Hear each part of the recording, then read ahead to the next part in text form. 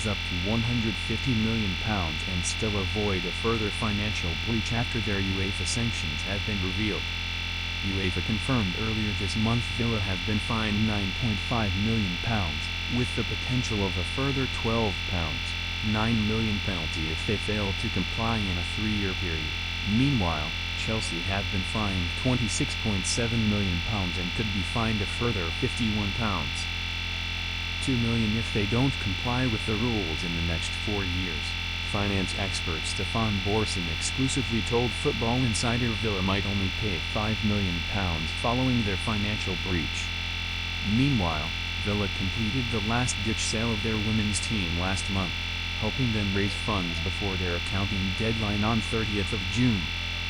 It comes after Chelsea sold their women's team to owners BlueCo last summer for around £200 million, helping them turn their previous £90 million loss for 2022-23 into a £128 million profit for 2023-24. However, UEFA rejected the women's team sale as the governing body operates under different rules to the Premier League. Borson revealed Villa could be banned from European football for a season if they breach the settlement agreement. He told Football Insider, in the case of Aston Villa, there's a pretty good chance they won't pay any more than £5 million throughout the whole of the period. These suspended fines are only related to one particular piece of the past in terms of the settlement. Even then, if you only breach that part of the settlement by let's say £1 million, you pay 1/20th of £5 million, so, you only ever pay the full £5 million in the case of Aston Villa if they breach by £20 million.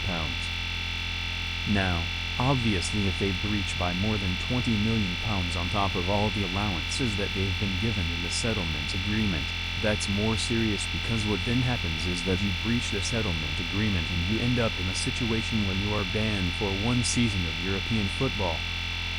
Now, clearly that's a big deal.